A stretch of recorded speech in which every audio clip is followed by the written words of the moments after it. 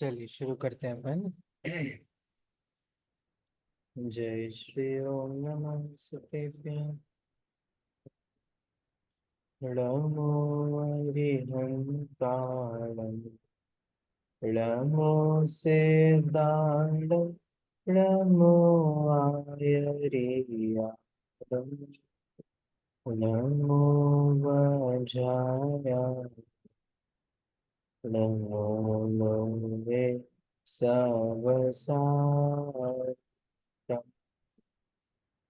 मोक्षमार्गस्य नेतारम् वेत्तारं कर्मभूभृताम् ज्ञातारं विश्वतत्त्वानां वन्दे तद्गुणवत्तये।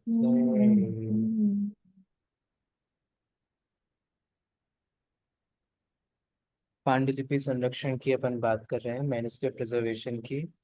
और कल हमने ये देखा था कि मैन्युस्क्रिप्ट जो है वो किन किन कारणों से उनकी क्षति होती है, किन किन कारणों से वो हमें प्राप्त नहीं हो पाते हैं या जीर्ण शीर्ण अवस्था में प्राप्त होते हैं, उनकी हमने चर्चा कल की थी। आज हमें ये देखना है कि मुनि पुण्य विजय जी ने जो ज्ञान भंडारों में रक्षण की आवश्यकता को बताते हुए क्या क्या चीजें रखनी चाहिए, क्या क्या ध्यान देने की बात है ना, वो सारी चीजें यहाँ आज हम पढ़ने वाले हैं।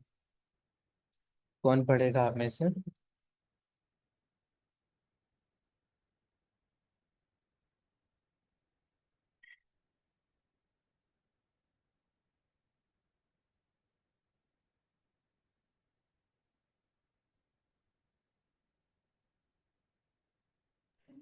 मैं पढ़ती हूँ सर।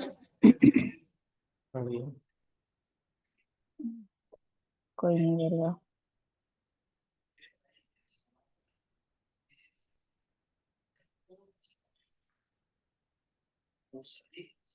तो हम लोग यहाँ पर पढ़ रहे थे कि दुनिया की सबसे प्राचीन छपी पुस्तक का रहस्य इस प्रकार खुला। आपके ये पीछे पैरा क्या हो लिखा गया है? था। मेरे पीछे लिखा है कि व्यापार धर्म पूर्वक हो तो शांति होती है। हम्म। एक एक मिनट, मैं पढ़ के बताती हूँ। उल्टा आ रहा है एक्चुअली। धर्म का व्यापार होने लगे। क्या धर्म का व्यापार? हाँ अच्छा, आपने पढ़ भी लिया। कुछ लिखा है धर्म, फिर वो कोई कट रहा है, आधा पूरा नहीं आ रहा है इधर। अच्छा अच्छा, एक सेकंड में आपको बताती हूँ। बट समझ गया, मुझे भाव ख्याल में आ गया। व्यापार हाँ धर्म पूर्वक भाव। करना है, धर्म का व्यापार नहीं का। यस। अच्छी बात है। जी बिल्कुल। जी, उसको मैं बाद में ठीक करती हूँ। ओके। ये पीछे तो व्यक्ति दुनिया कौन है? की ये आचार्य रामानुज है। अच्छा, कौन से संप्रदाय से हैं ये? वैदिक धर्म से है। नहीं, उसमें भी बहुत ये संप्रदाय है ना। वो सब तो मैं जानती नहीं हूँ, लेकिन ये अच्छा। उपनिषद और वेदांत सार वगैरह पढ़ाते हैं। मतलब ऑनलाइन, फ्री ऑफ कॉस्ट, एक तरह से समझ लीजिए, समाज सेवा के हिसाब से या धर्म के प्रचार प्रसार के। हम्म। जी, बाकी मैं बहुत जानती नहीं इनके बारे में। बस ये पंक्ति अच्छी लगी थी। हाँ, सही बात है। हम्म। दुनिया की सबसे प्राचीन छपी पुस्तक का रहस्य इस प्रकार खुला, जो कि हमने लास्ट क्लास में पढ़ा था कि ब्रिटिश म्यूजियम में किस तरह से वो पुस्तक जो है, सबसे जो पुरानी पुस्तक जो रखी हुई है, जो प्रिंटेड ओल्डेस्ट पुस्तक थी। हम्म। तो इस प्रकार पुस्तकों की सुरक्षा करने में लोग काफी रुचि दिखाते थे। ये पुराने जमाने की बात है जब पुस्तकों की सुरक्षा में लोग रुचि दिखाते थे। मुनि पुण्य विजय जी पुस्तकों और ज्ञान भंडारों के रक्षण की आवश्यकता के चार कारण मानते हैं। पहला है राजकीय उथल पुथल, दूसरा है वाचक की लापरवाही, तीसरा है चूहे कंसारी आदि जीव जंतुओं के आक्रमण, और चौथा है बाह्य प्राकृतिक वातावरण। ठीक। अब पहला, जी पढ़ूं आगे। हाँ हाँ, बड़ी। पहला, राजकीय उथल पुथल। तो बाह्य आक्रमणों या आंतरिक राजकीय उथल पुथल के कारण ग्रंथ भंडारों को सुरक्षित रखने के लिए मंदिरों में भूगर्भ स्थित गुप्त स्थान बनाए जाते थे। यद्यपि आशय तो आपातकाल में बड़ी मूर्तियों को सुरक्षित रखना ही था, किंतु उसके साथ महत्वपूर्ण पांडुलिपियों को भी सुरक्षित रख दिया जाता था। ये अपन कल ही पढ़ चुके थे, जो अंडरग्राउंड बना करके सुरक्षा रखी हाँ जाती। ठीक है, ये अपन कल पढ़ चुके हैं, इसलिए रिपीट नहीं करूंगा मैं। जी।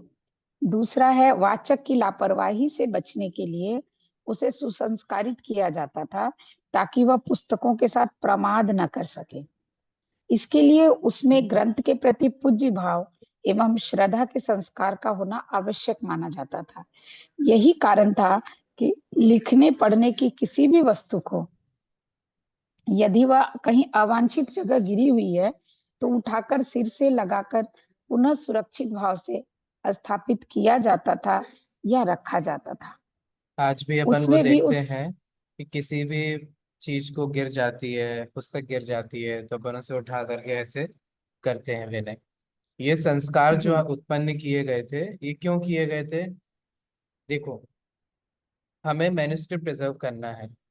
अगर मैन्युस्क्रिप्ट को प्रिजर्व करने वाले को ही उसके प्रति महिमा नहीं आएगी, तो वो क्या करेगा? उसकी लापरवाही से वो खत्म हो जाएगा।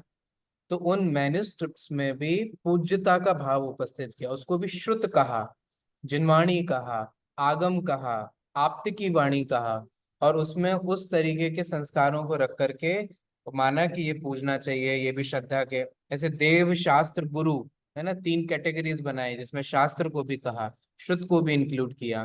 तो जिसमें ये पूज्यता का भाव आया, तो जाकर के वो बचा रहा।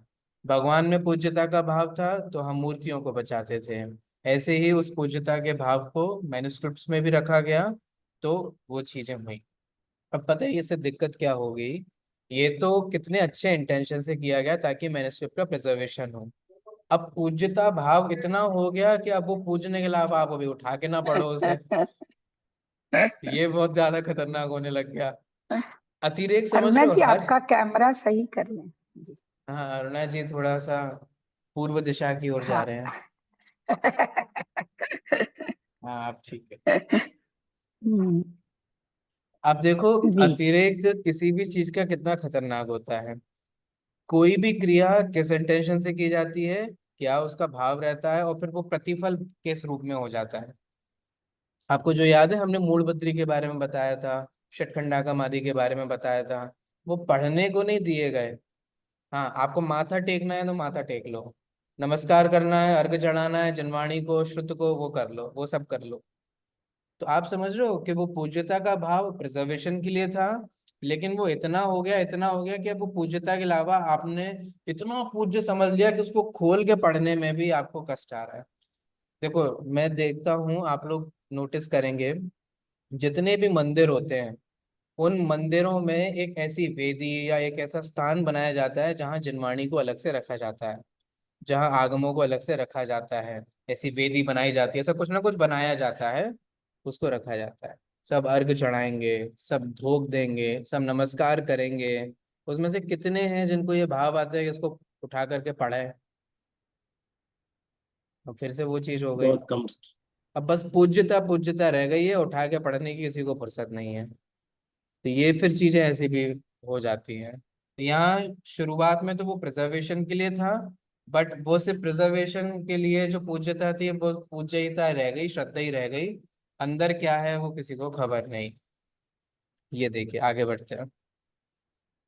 इसमें भी उस सामग्री की रक्षा की भावना ही प्रधान होती थी। पढ़ते समय स्वच्छ तन मन से चौकी पर या टिखरी संपुटिका पर रखकर ग्रंथ को पढ़ा जाता था। ऐसे ही अगर पुस्तकों की मैं सुरक्षा। खतरनाक बात बोलूं, अपने जैनों में भी एक कालाचार आता है, या आगम को पढ़ने की विधि आदि के बारे में आता है। आप जरा विचार करो। मैंने ये, हालांकि खतरनाक विषय है, लेकिन एक विचार करने के लिए अपन सोच रहे हैं। आगम कौन पढ़ सकता है, और पढ़ने का कौन अधिकारी है? सिर्फ आगम के नहीं, आगम अगर श्वेतांबर परंपरा में है, तो दिगंबर परंपरा में भी कई बार ऐसी चीजें चलती हैं कि ये ग्रंथ कौन पढ़ सकता है, ये ग्रंथ किसको पढ़ना चाहिए। कोई भी ग्रंथ किसको पढ़ना चाहिए, ये बहुत डिबेट का विषय होता है। और सभी परंपराओं में है। आप लोग परिचित है ना इससे। अपने जैन समाज में भी आप देखेंगे विविध संप्रदाय हैं। कोई कहता है आगम महिलाएं नहीं पढ़ सकती, कोई कहता है महिलाएं आगम पढ़ सकती हैं, कोई कहता है गृहस्थ नहीं पढ़ सकते, कोई कहता है गृहस्थ नहीं साधु भी नहीं पढ़ सकते, कोई कहता है पढ़ने के लिए ये करो, कोई कहता है वैसा करो। अब ये जो सारी चीजें हुई, ये भी क्यों की गई होंगी, किस लिए की गई होंगी, और इसके पीछे का क्या अभिप्राय रहा होगा, है ना। एक तो जब हम किसी चीज को लिमिट करते हैं तो हम इसलिए भी करते हैं कि एक विशुद्ध भाव से पढ़ा जाए। सम्यक ज्ञान में एक कालाचार आता है, मैं हिंट दे रहा हूँ, आप लोग बाकी सोचते रहना। कालाचार आता है, ठीक है। उस कालाचार के बारे में भी अगर आप विचार करोगे तो वो भी क्यों है, किसके लिए है, क्यों कहा गया है, वो सब विचारणीय हो जाता है। जैसे कि आप संधि काल में सिद्धांत ग्रंथ नहीं पढ़ सकते। क्यों नहीं पढ़ सकते? क्योंकि उस समय आपको पढ़ने का काम नहीं है, आपके प्रतिक्रमण का समय है, आपकी सामायिक का समय है। जिस समय जो करना चाहिए वो बातें हैं, उसको छोड़ करके दूसरा काम नहीं करना चाहिए। माने उस समय आपको शास्त्र पढ़ने का निषेध नहीं है, लेकिन आपको उस समय चूंकि सामायिक करनी चाहिए, वो आपके सामायिक का काल है, इसलिए उस समय पढ़ने का मना किया गया। माने इस चीज का हम और ज्यादा गहराई में जाकर के सोचें तो बहुत सारी चीजें निकल सकती हैं। वो इसलिए भी रहा होगा कि हर किसी को ऐसे पढ़ने को ना मिले, थोड़ी योग्यता हो, विनय हो, आंतरिक गुण हो, और एक अंदर में विशुद्धि होवे तो वो पढ़े। तो ये सारी चीजें उसके लिए की गई थी। फिर धीरे धीरे धीरे करके वो इतना रिस्ट्रिक्टेड हो गया कि अब वो नहीं पढ़ो, ये पढ़ नहीं सकते, अधिकारी नहीं, ऐसा नहीं। फिर ये इस तरीके से ऐसी भी चीज डेवलप हो जाती है। बल्कि हमें इन सब चीजों का स्रोत ढूंढना चाहिए, आधार ढूंढना चाहिए। ये चीज हम पढ़ सकते हैं कि नहीं पढ़ सकते हैं, आगम पढ़ सकते हैं नहीं पढ़ सकते हैं, ग्रंथ पढ़ सकते हैं नहीं पढ़ सकते हैं। जरा हम उन ग्रंथों में भी तो देखें कि उन्होंने क्या कहा है। क्या ग्रंथ में कहीं लिखा है कि इसे यही पढ़ें ये लोग ना पढ़ें?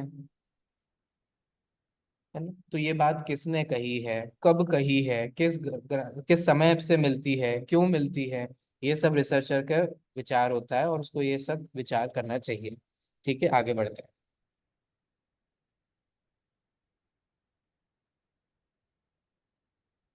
इसमें भी हाँ ये हो गया। पुस्तकों की सुरक्षा के लिए ही आदरभाव पैदा किया जाता था। इस विषय में मुनि पुण्य विजय जी कहते हैं कि पुस्तकनुम अपमान थाई नहीं, ते बगड़े नहीं, तेने चानू बने के उड़े नहीं, पुस्तक ने सर्दी गर्मी बगैरनी असर ना लागे, ये मारे पुस्तक ने पाठानी वचमाम राखी तेने ऊपर कबुलटी अने बंधन बिटानी तेने सापड़ा ઉપર રાખતા. જે પાના વાંચનામાં ચાલુ હોય તેમને એક પાટી ઉપર મૂકી તેને હાથનો પાસેવો ના લાગે ये માટે પાનું અને અંગૂઠાની વચમાં કાંબી કે છેવડે કાગજ ના ટુકડો જે બુકાઈ રાખી કે વાંચતા. ચોમાસાની ઋતુમાં શરદી ભરમાં વાતાવરણનો સમયાનામ પુસ્તકને ભેજન લાગે અને તે ચોટીને જાય ये માટે ખાસ વાચનનો ઉપયોગી પાનાને બહાર રાખી બાકીના પુસ્તકને કવલી કપડું વગેરે લપેટી ન રાખતા. मैंने उसकी विनय के संबंधित सारी बातें कही गई। उसको अच्छे से जी रखना, अच्छे से उठाना, उसको टिकटी पे रखना, अच्छे से खोलना। आपने देखा हो तो पुराने समय में जो वाचनाएं होती थी या इस तरीके से कुछ होता था, तो दिगंबरों में भी, दिगंबर तो मुखपट्टी नहीं लगाते ना, तो दिगंबरों में भी जब शास्त्र सभा की वाचनाएं होती हैं या होती थी, तो उस समय पर ऐसे मुंह पे कपड़ा रख के बोला जाता था। वो क्यों होता था? ताकि आपके मुंह का थूक जो है वो कहीं जाकर के शास्त्र पर, जनवाणी पर, मैन्युस्क्रिप्ट पर ना लगे, क्योंकि आप समझते हैं ना, पानी जाएगा, वो खराब होगी, वो सारी चीजें होंगी। तो ये सारी चीजें उसकी विनय से संबंधित थी। और ये जो हम विनय कह रहे हैं ये कहीं ना कहीं उसके प्रिजर्वेशन से रिलेटेड है, उसके संरक्षण से रिलेटेड है ना। तो ये सारा जो कुछ किया गया कि उसको कपड़े में लपेटो, अच्छे से टाइट बंद करो, अच्छे से विनय से खोलो, ऊपर स्थान पे रखो, नीचे मत रखो, जमीन पे मत रखो। तो ये सारी चीजें उसके संरक्षण से संबंधित थी, और वो हमें सारी चीजें अभी भी फॉलो करनी चाहिए। ठीक है, तो जैसे मान लो कि कोई मैन्युस्क्रिप्ट को आप ऐसे समझो, पिताजी हैं, वो आपको खूब सारी संपत्ति, करोड़ों की संपत्ति के जो कागज हैं वो आपको दे करके गए हैं। ऐसे कागजों को अपन कैसे संभाल के रखेंगे? जमीन पे फेंक देंगे, इधर उधर फेंक देंगे, कि कैसे संभाल के रखेंगे? तो बस ऐसी हमारी ये भी संपदा होती है, ये भी संपत्ति होती है। इसकी भी हमें उसी प्रकार से विनय जो है वो करनी चाहिए। आगे देखिए, इसका भाव, गुजराती का भाव भी आगे बताया जा रहा है, पढ़ेंगे तो और समझ में आएगा।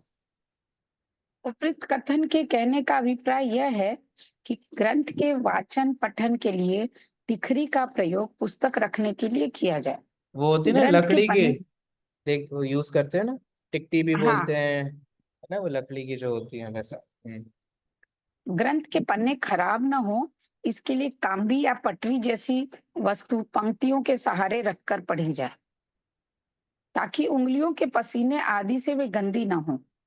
आपको समझ में आ सर्दी रहा है? मैंने, गर्मी, आप उंगली से टच ना करें उसको, है ना। जो लाइन पढ़ रहे हैं वो स्केल रख करके वो लाइन पढ़े, है ना। ऐसे लाइन पढ़ते हैं ना, ऐसे ऐसे कई लोग उंगली रख रख के पढ़ने की आदत होती है, तो उसके लिए वो चीज बताई जा रही है, ताकि आपकी उंगली का पसीना भी जो है वो भी उसमें दिक्कत ना करे, क्योंकि वो गीली हो जाएगी तो जल्दी खराब होगी। हाँ।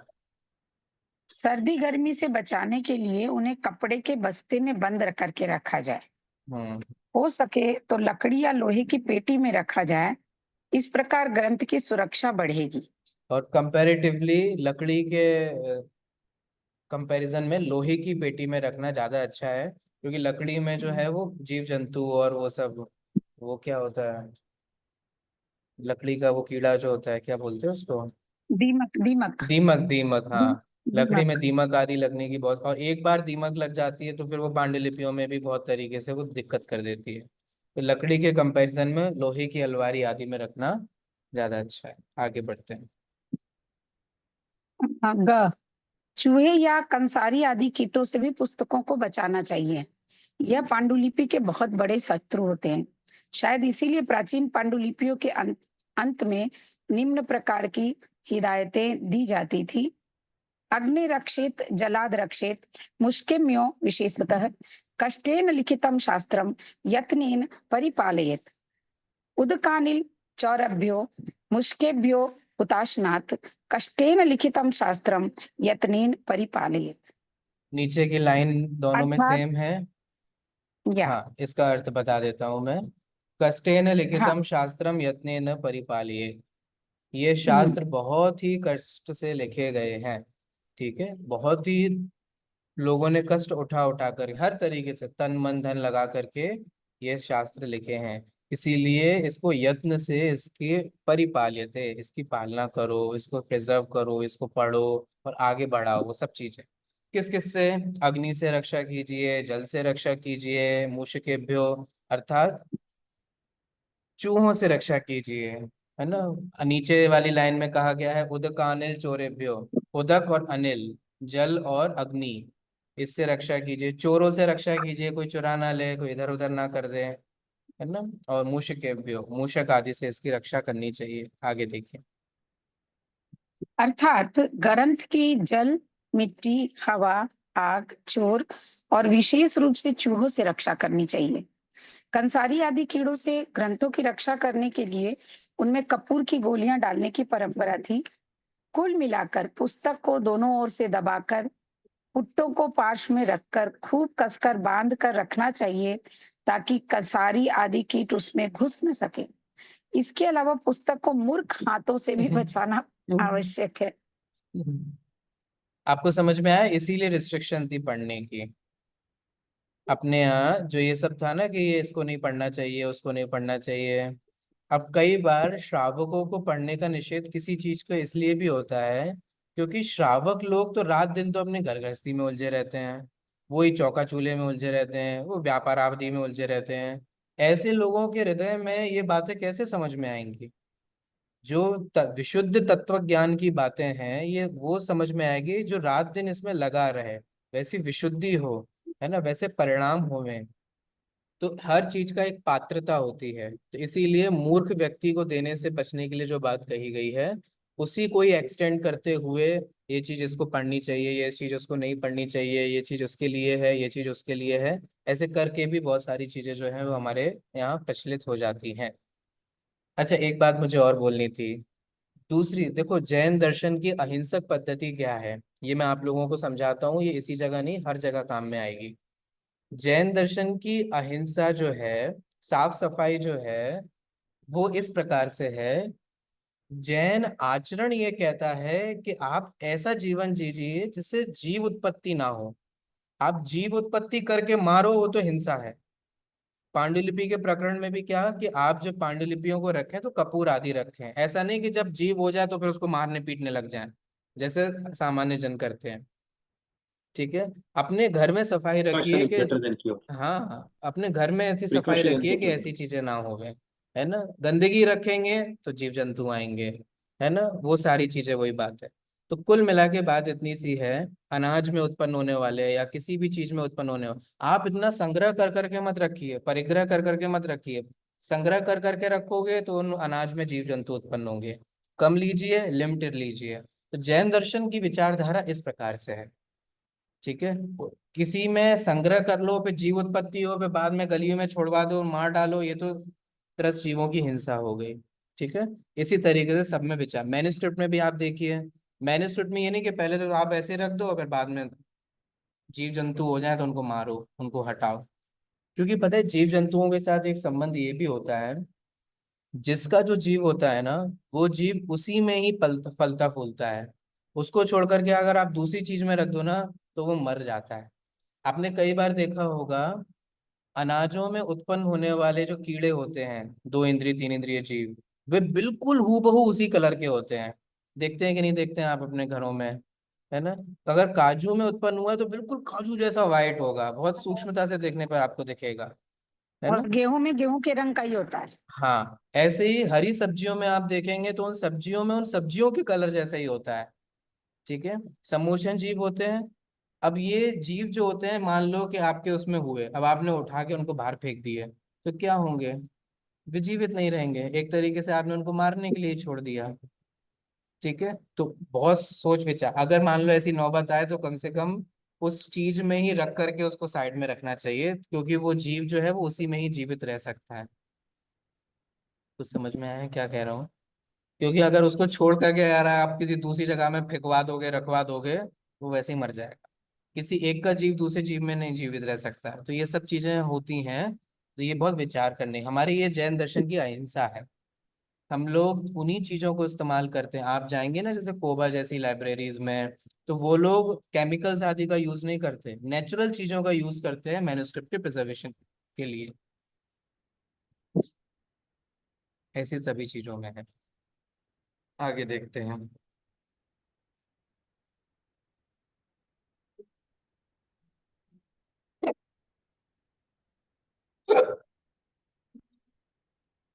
हाँ, आगे बढ़ते हैं। जी। अ, सुभाषित रत्न भांडारगार भांडागारम में पुस्तक के विषय में कहा गया है, तैलाद रक्षेत जलाद रक्षेत, रक्षेद शिथिल बंधनात्, मूर्ख हस्ते न दातव्यम, युवती वच पुस्तकम। कितनी सुंदर अर्थात बात है, इसका अर्थ पुस्तक देख की लीजिए।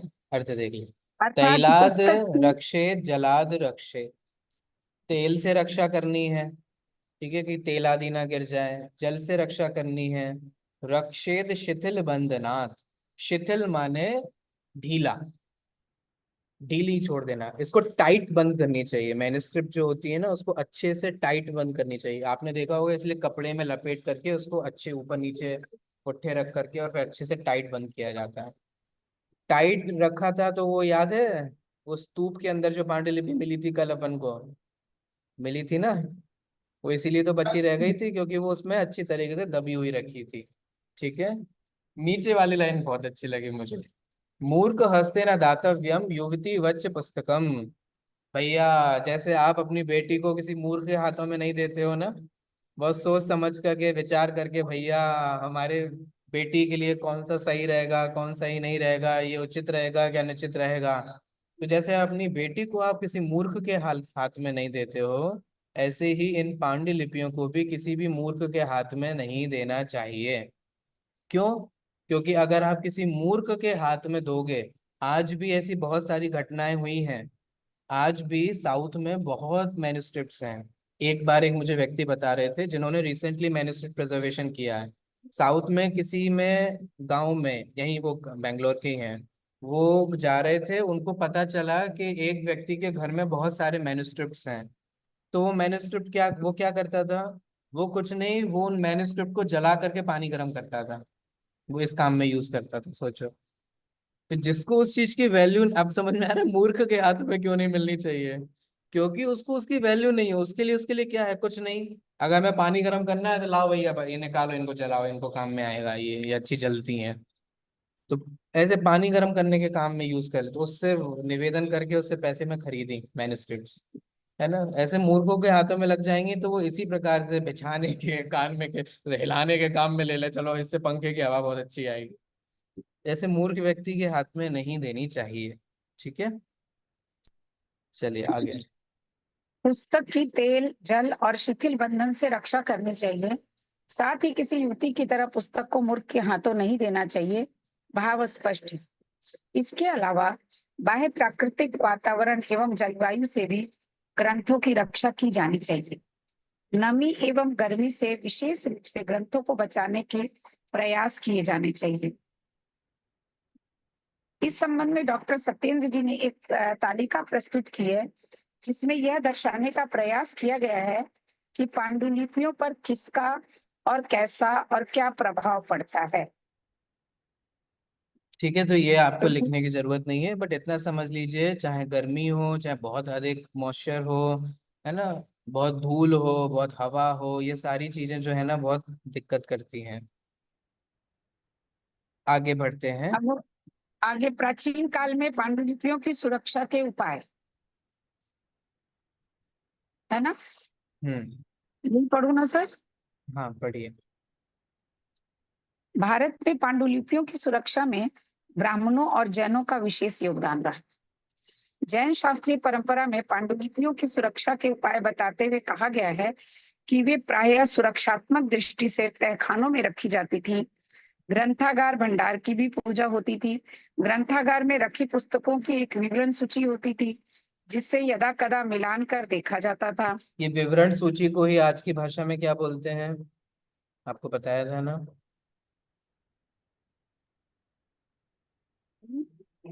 अनुक्रमणिका। नहीं।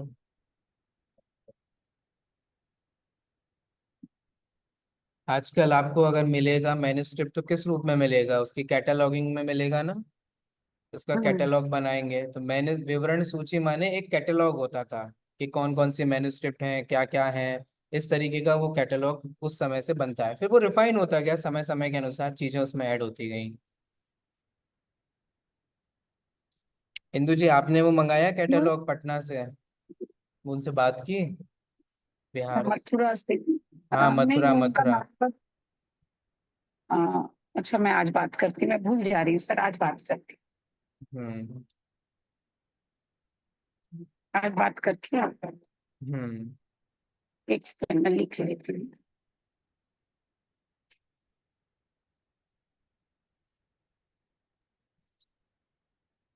आप सभी लोगों ने कैटलॉग फॉर्म देखा है कि क्या क्या चीजें होती हैं कैटलॉग फॉर्म को भरने में?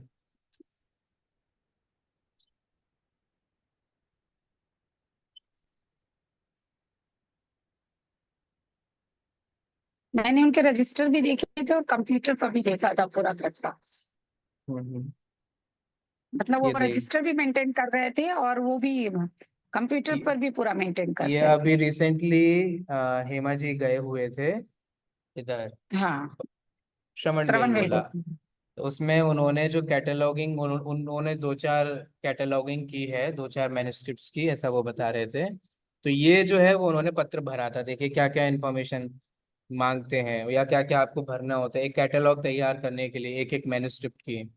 कि पांडुलिपि भंडार कहाँ का है, संकलन करता कौन है, पांडुलिपि किस नंबर की है ना, उस समय कौन सा दिनांक है, किस समय आपने किया, ग्रंथ का नाम, रचनाकर्ता का नाम, भाषा, विषय, श्लोक, गाथा, संख्या उसकी कितनी है, रचना का काल क्या है, स्टार्टिंग का पद क्या है, शुरुआत किस सेंटेंसेस से हो रही है, अंतिम का पद क्या है, पुष्पिका क्या है। अब तो ये सब समझ में आ रहा होगा ना। अंतिम पद, आदि पद, पुष्पिका क्या है। पुष्पिका तो समझते ही है ना अब आप सभी लोग अच्छे से। हम्म। हाँ या ना बताइए, क्या होता है पुष्पिका।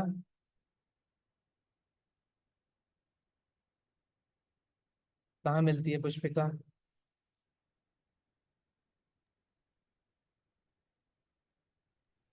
अंत में, ग्रंथ के अंत में। हम्म। वो पुष्पिका, जहाँ ग्रंथ का अंत किया जाता है वहां पर। अगर कोई टीकाकार भी है तो टीका क्या है, व्याख्या है, टीकाकार कौन है, लिपि क्या है, भाषा क्या है, उसकी सामग्री क्या है, उसका आकार क्या है, पंक्तियां कितनी हैं एक पेज में, उसमें कितने अक्षर हैं, लिपि क्या है, लेखन का काल क्या है, प्रतिलेखक कौन है, अगर स्थल पता हो कि किस जगह पर लिखी तो वो कौन सी जगह पे लिखी, उसमें कितनी संख्या है ना, पत्र की कितनी संख्या है और पृष्ठ की कितनी संख्या है ना, दोनों अलग अलग चीजें हैं। तो पत्र माने फोलियोज, मैन्युस्क्रिप्ट के जो फोलियोज होते हैं ना उनको पत्र बोलते हैं। तो कितने फोलियोज हैं और उसमें कितने फोलियोज में क्या कितना लिखा गया है। कई बार एक साइडेड होता है, यूजुअली आगे पीछे दोनों तरफ लिखे होते हैं। वो मैन्युस्क्रिप्ट कंप्लीट है कि इनकम्प्लीट है, ठीक है, पूर्ण है कि अपूर्ण है, और उसकी स्थिति क्या है। स्थिति मतलब कि वो पढ़ने लायक है कि नहीं है, उस पर कुछ काम हो सकता है कि नहीं है, कि जीर्णशील है, टूटी फूटी है, बीच से उखड़ी हुई है ना, और इसके अलावा जो विशेष बातें होती हैं वो, ये सारी चीजें होती हैं। चलिए, तो ये इस तरीके से ऐसे वो कैटलॉगिंग आज जो है वो की जाती है। पुराने समय में भी वो ग्रंथ की रक्षा करने के लिए कौन कौन से ग्रंथ किस किस के पास हैं, ऐसे वो एक विवरण की सूची बना करके रखते थे। आप लोगों के में ये इमेजेस ज्यादा अच्छी होंगी जिनके पास पुस्तक है। आगे बढ़ते हैं।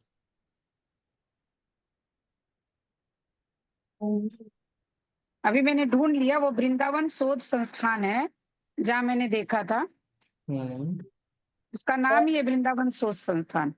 तो अभी मैं हम्म। उनसे बात कर लूंगी, ठीक है। मैं लेके भी आई थी नंबर, फोटो भी मैं लाई थी कैटलॉग का, मैं देखती हूँ मेरे पास में ठीक हम्म। है। चूहे और कंसारी आदि से बचाने के लिए ग्रंथों को संदूकशी में रखा जाता है। संदूकशी में पुस्तकों के कीड़े नहीं लगे हैं, यह सुनिश्चित करने के लिए कग्गार की लकड़ी का बुरादा भर दिया जाता है। आज और भी इस अलग संग्रह अलग की, विधियों से प्रिजर्वेशन होता है, ये तो उस समय की बात है। आज हाँ अलग हाँ प्रिजर्वेशन चलता है। हम्म। जी, इस संग्रह की रखवाली विश्वास पात्र लोगों के द्वारा की जाती थी। इस प्रकार कहा जा सकता है कि प्राचीन भारत में ग्रंथों की रक्षार्थ स्थान का चुनाव, आक्रमणकारियों से बचाव के उपाय, रख रखाव में सावधानी और पूज्य भाव रखने की परंपरा थी। पाश्चात्य विचारक कूलर एवं ब्रजेल का यही मत है। कूलर ने बताया है कि उसने गुजरात, राजपूताना, मराठा प्रदेश और उत्तरी एवं मध्य भारत में कुछ अव्यवस्थित संग्रहों के साथ ब्राह्मणों और जैनों के अधिकार में विद्यमान अत्यंत ही सावधानी से सुरक्षित पुस्तकालयों को देखा है। अतः कहा जा सकता है कि प्राचीन काल में ग्रंथ रक्षा पर विशेष ध्यान दिया जाता। हम्म। नेक्स्ट है आधुनिक युग के वैज्ञानिक प्रयत्न।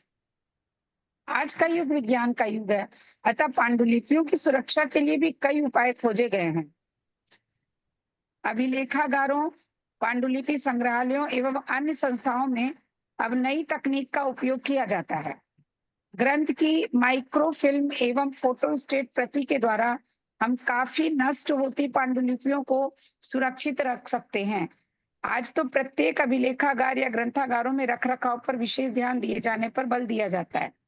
अनेक ऐसी संस्थाएं भी कार्य क्षेत्र में है जो नष्ट प्राय इस विरासत को बचाने के लिए प्रयत्नशील है। Indian council of conservation institutes UK एक ऐसी संस्था है। सामान्यतः ग्रंथागार के भवन का तापमान 22 और 25 सेल्सियस से के बीच का रहना चाहिए और नमी 45 सेल्सियस और 55 सेल्सियस के बीच रहनी चाहिए प्रतिशत। आजकल तो वातानुकूलित विधि से सभी कुछ संभव है। तो एक टेम्परेचर मेंटेन करके रखना चाहिए, वो उतनी सी बात है।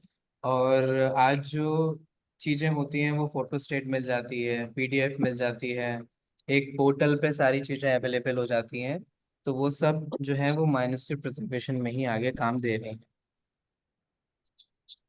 हम्म। पांडुलिपियों के शत्रु। अब पांडुलिपियों के शत्रु कौन कौन से हैं? तो भूखुंडी एवं फफूंद। भूखंडी और फफूंद पांडुलिपियों के दो बड़े शत्रु हैं। अंग्रेजी में इन्हें क्रमशः मोल्ड और फंगस कहते हैं। पांडुलिपियों में ये प्रायः 45 सेल्सियस पर धीरे